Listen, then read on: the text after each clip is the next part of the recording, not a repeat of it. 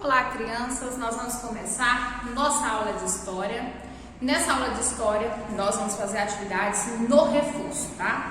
Então, eu já quero que vocês peguem o reforço de vocês, para que nós possamos fazer atividades abordando aquilo que nós trabalhamos primeiramente sobre o Brasil República, né? Que é o início da unidade de número 4 do livro didático de vocês.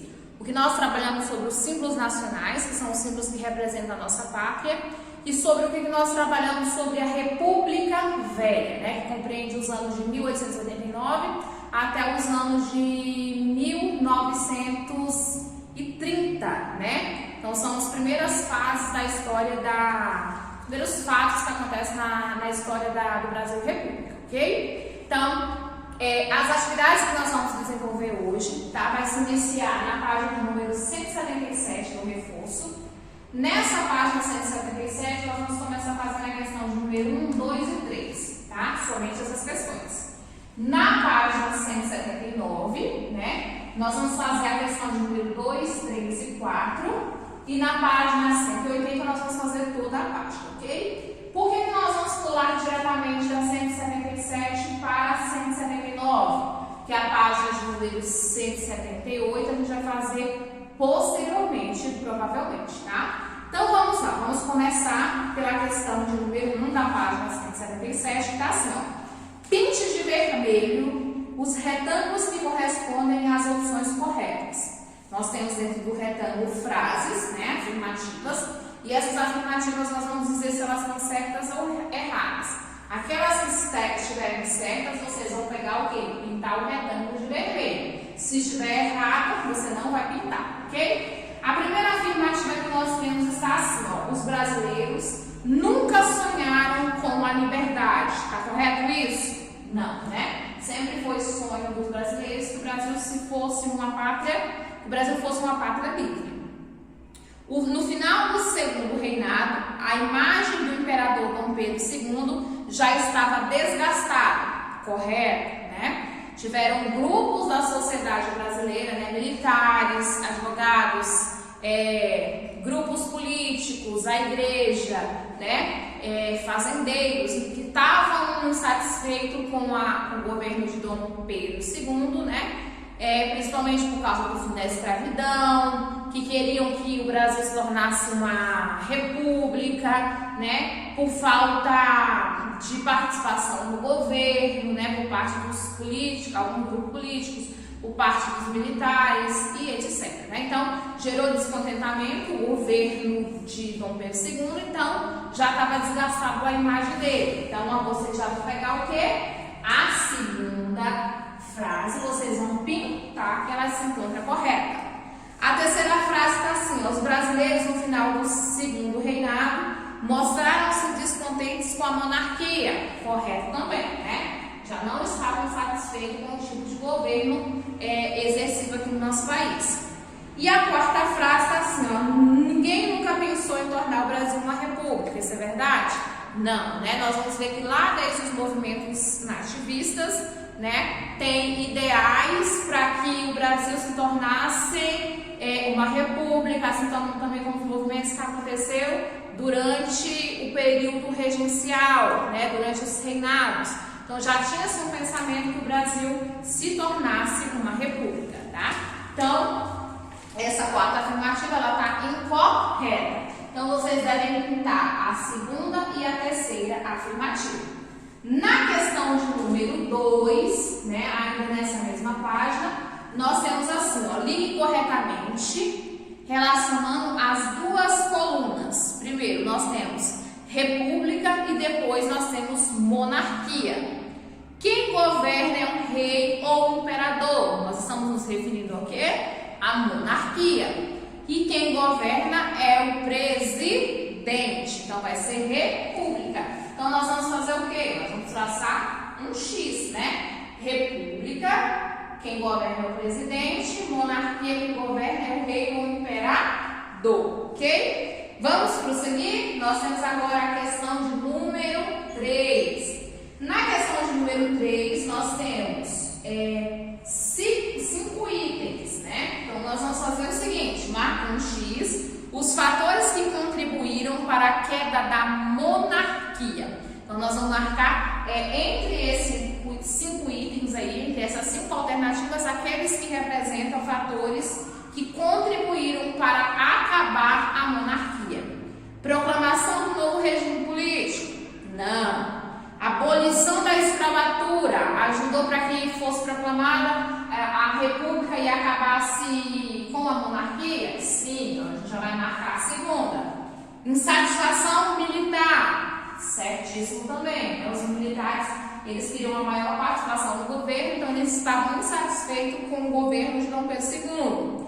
Conflitos entre a igreja e o Estado? Também. Lembra que 2 bispos, né, da igreja católica foram presos, né? Então isso gerou descontentamento com o governo de Dom Pedro II, né? Então um conflito entre a igreja e o Estado. Separação das obrigações entre o Estado e a igreja foi um motivo da queda? Não, né? Então nós podemos dizer que está correto. Segundo, terceiro e quarto item deve ser assinalado, né? Questão de número 4. Nós vamos responder? Não. Então nós já finalizamos a página de número o quê? 177. Nós vamos pular para qual página agora? A página de número 179, né? Então na página de número 179 vocês vão colocar o quê? A data. Então eu vou apagar, né, essa sequência aqui da questão 1, 2 e 3 da 177 e nós vamos fazer a página de número 179, tá? Na página de número 179, né, nós não vamos fazer a questão de número 1, nós vamos começar fazendo a questão de número 2. Na questão de número 2 está assim, ó, quando e onde obrigatoriamente a bandeira nacional deve ser hasteada, né? Então, tem locais que devem ter o hasteamento da bandeira de forma obrigatória. Então, nós vamos pegar e colocar, ó, obrigatoriamente, né? Nós vamos ter o hasteamento das bandeiras, ó, nos dias de festas, tá? Dia de festa, vou colocar no singular, ou de luto nacional, tá? No dia de festa ou luto nacional, em todas as repartições públicas, tá? Então, quando tiver comemorações vinculadas, tá? Ao cenário nacional, ou quando tiver um luto, ou seja, a morte de algum representante público do nosso país, ou algum desastre, alguma coisa que aconteceu no nosso país, né? Tem que ser obrigatoriamente hasteada a bandeira, tá? Em todas as repartições públicas, ou seja, em todos os órgãos públicos do nosso país. Também tem que ser hasteada a bandeira nos estabelecimentos,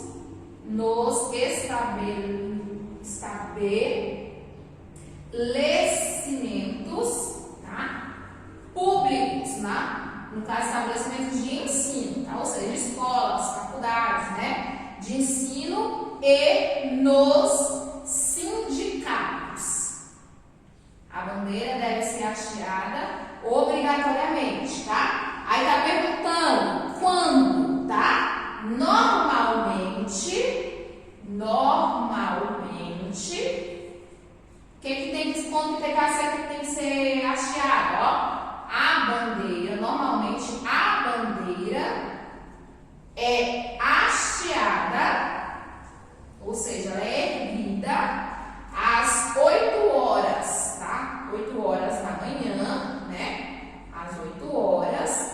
E ela vai ser arriada, ou seja, a gente vai descer a bandeira, né? A gente vai baixar a bandeira às 18 horas, ok? Então, vamos recapitular aqui o que nós colocamos. Nos dias de festa ou luto nacional, em todas as repartições públicas, é obrigatório. nos estabelecimentos de ensino e também nos sindicatos, também é obrigatório a bandeira ser hasteada. Qual é o horário? Quando que é hasteado, né? A bandeira ela vai ser erguida, ela vai ser hasteada a partir das 8 horas da manhã, normalmente, né? E ela vai ser arriada, ou seja, nós vamos descer essa bandeira a partir das 18 horas do mesmo dia, ok?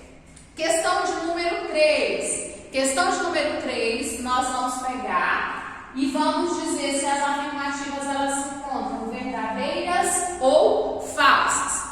Nós temos a primeira afirmativa que está assim, ó. É considerado desrespeito à bandeira nacional apresentá-la em mau estado de conservação. Verdadeiríssimo, né? Segunda frase, é considerado desrespeito à bandeira nacional mudar-lhe a forma, as cores, as proporções, o dístico ou acrescentar-lhe outra inscrição. Também é verdadeiro. A gente não pode fazer nenhuma mudança na bandeira nacional. É considerado desrespeito à bandeira ficar em pé e em silêncio nas cerimônias de hasteamento ou arriamento, nas ocasiões em que a bandeira se apresentar em marcha ou cortejo. Tá correto isso, gente? É desrespeito? Não. Pelo contrário, é o correto a se fazer. É considerado desrespeito à bandeira nacional usá-la como roupagem, pano de boca ou painéis. É desrespeito. Então, isso aí tá o quê? Verdadeiro. Quinta afirmativa. É considerado desrespeito à bandeira nacional reproduzi-la em rótulos ou em velcros de produtos expostos à venda. É considerado desrespeito? Não, pode ser utilizado, né? Então, ficou primeira, verdadeira, a segunda, verdadeira, a terceira, falsa, quinta, verdadeira, quarta, falsa, ou verdadeira, e quinta, verdadeira. Então, verdadeiro, verdadeiro, falso, verdadeiro e verdadeiro, né? Quarta questão ainda na página de número 179, ainda sobre os símbolos nacionais, está assim. Assinale a alternativa que indica o nome do compositor do hino nacional. Joaquim José da Silva Xavier, Joaquim Osório da Silva Xavier, Joaquim Osório Duque Estrada ou Joaquim José Duque Estrada. Nós temos a primeira, a segunda, a terceira ou quarta afirmativa correta. O compositor, tá, do hino nacional ele é chamado de Joaquim Osório Duque Estrada. Então, nós finalizamos também as questões de número 2, 3 e 4 da página de número 179. Então, para finalizar, né, mais ainda essa aula, nós vamos fazer a página de número 180. Na página de número 180, nós vamos fazer as atividades referentes à República Velha, né, que compreende os anos de 1889 até os anos de 1930 da história do nosso país, né? Nessa página nós vamos responder todas as questões propostas, né, nessa página. Primeiramente, vamos começar pela questão de número 1, que está assim, ó. Então, nós já fizemos a página de número 177, né, referente à República no Brasil. Fizemos já a página de número 179, referente aos símbolos nacionais. E agora nós vamos fazer a página de número 180, né, referente àquilo que nós trabalhamos sobre a República Velha, né, dos anos de 1889 até os anos de 1930, tá? A primeira questão, né, ela está propondo da seguinte forma, ó, leia nas linhas a seguir a explicação, ó, escreva nas linhas a seguir a explicação do que foi o coronelismo e justifique porque esse fato foi chamado dessa forma, né? Lembra que nós vimos que o coronelismo ele foi um tipo de política, né, praticada na República Velha, né, onde o poder estava centralizado num grupo, né, num determinado grupo. No caso, esse grupo ele era detido na mão dos grupos mais importantes, né, o grupo econômico mais importante desse período, né, no final do século XIX e no início do século XX, né. Esse grupo, né, eram o quê? Fazendeiros, né, os chamados coronéis, né. Esses coronéis, eles dominavam, né, as eleições, dominavam a política nesse período, onde os coronéis, eles determinavam, né, qual seria o candidato que iria vencer as eleições em determinado período, né? Esses coronéis, né, eles acabavam manipulando as eleições, né? Tinham as fraudes eleitorais, tinha o voto de cabresto, onde o que? As pessoas da sua região, os coronéis da sua região, eram forçados a votar nos candidatos da escolha de um determinado coronel, né? Então, por isso que nós temos o que? A política chamada de coronelismo, né? Justamente por ser dominada por esse grupo que eram os coronéis, os fazendeiros, né? As pessoas que na época tinham maior poder econômico na sociedade brasileira, tá? Então, em cada estado tinha o que? Esse grupo, tinha um coronel, né? O que acontece? Essa política do coronelismo, né, é o que determinou a política também o que? Do café com leite, no início do século XX e no final do século XIX, né? Final do século XIX e início do século XX, tá? Então, marcada extremamente por fraudes e por votos de cabresto, né? Então, as eleições eram totalmente o que? Manipuladas. Então, vamos lá. Nós vamos registrar, né? A gente já registrou ali no quadro, para que vocês possam também registrar no reforço de vocês na questão de número 1. De forma resumida, como que ficou, ó? A gente pode dizer que o coronelismo foi uma política presidencialista brasileira sustentada pelos grupos políticos mais importantes de cada estado, tá? No caso, os chefes políticos, que eram que os eleitos, né, os presidentes, os governantes, eram chamados de coronéis, né? Eles controlavam o que? Os votantes, né? O que eram as pessoas que votavam da sua região, que eram o que? Forçados a votar nos candidatos do seu coronel, tá? Então, por isso teve muita manipulação, muita fraude nas eleições, tá? Então, essa ficou a resolução da questão de número 1, tá? Continuando ainda nessa página, nós temos a questão de número 2, que está pedindo para que vocês relacionem a segunda coluna de acordo com a primeira. Na primeira coluna tem votos de cabresto, oligarquias, elites, eleições e coronéis. Já no segundo grupo, né, na segunda coluna, tem as opções que vocês vão relacionar. Primeiro, tá assim, ó, eram chefes políticos locais. Quando nós falamos dos chefes políticos locais, nós estamos nos referindo ao quê? Aos coronéis. Então, a primeira ficou número 5. Depois está falando assim, ó, grupos econômicos que comandavam a economia e sustentavam a política de cada estado, né? Nós estamos nos referindo ao quê? Às oligarquias, né? Então, ficou número 2.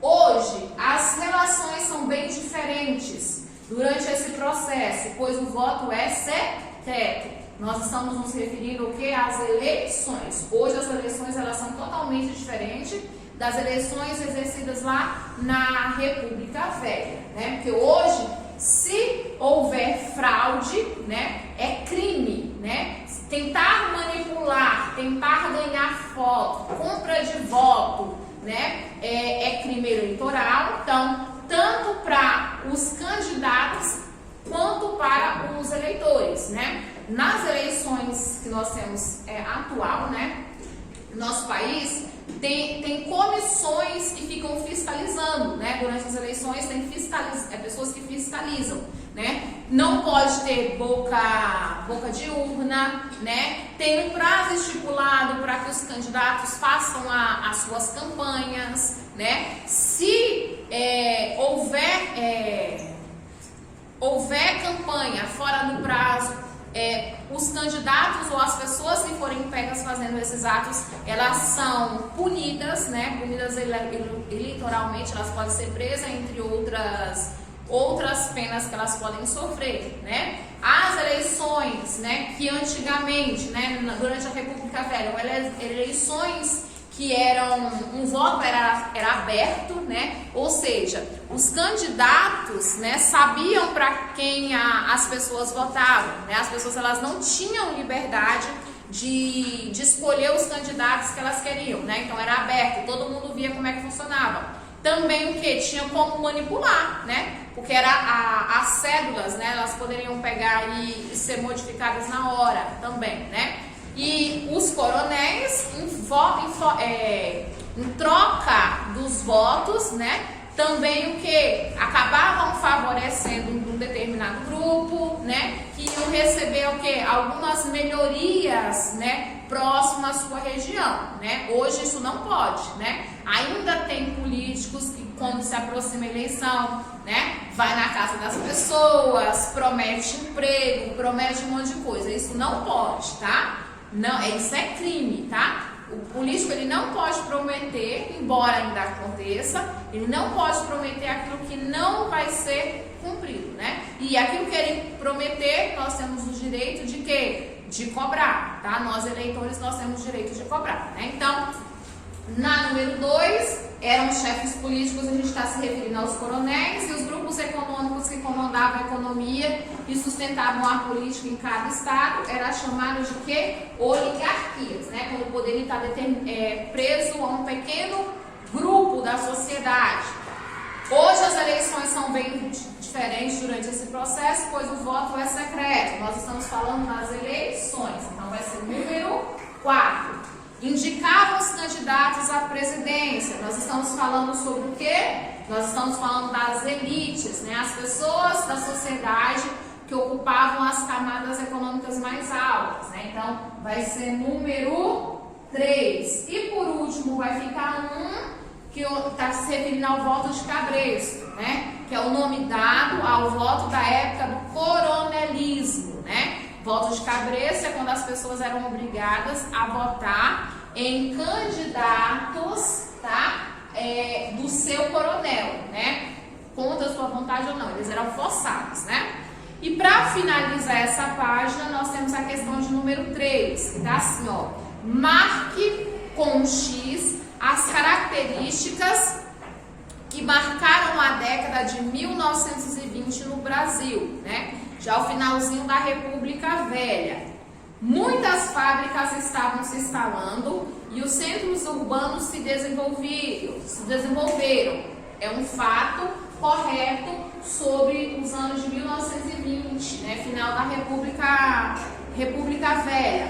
Foi promulgada uma nova Constituição que garantia às mulheres o direito ao voto. Ó, foi promulgada uma nova Constituição que garantia às mulheres o direito ao voto. Já está nessa fase, as mulheres tinham direito a votar? Não, né? Mulheres nessa fase ainda não tinham direito ao voto. Então, essa afirmativa ela não está correta. Então, a gente não vai marcar. Na terceira, os grupos políticos surgiram para ameaçar o domínio da oligarquia paulista e mineira. Ou seja, surgiu na sociedade, né, pessoas que não eram a favor, no caso, tinha pessoas que não eram a favor da política café com leite, nem a favor desse esquema de política da República Velha, né? Lembra que nós tivemos nos anos de 1920, no finalzinho dessa república, nós tivemos o tenentismo, né, onde tenentes, ou no caso oficiais, se juntaram para tentar acabar com a política café com leite, né?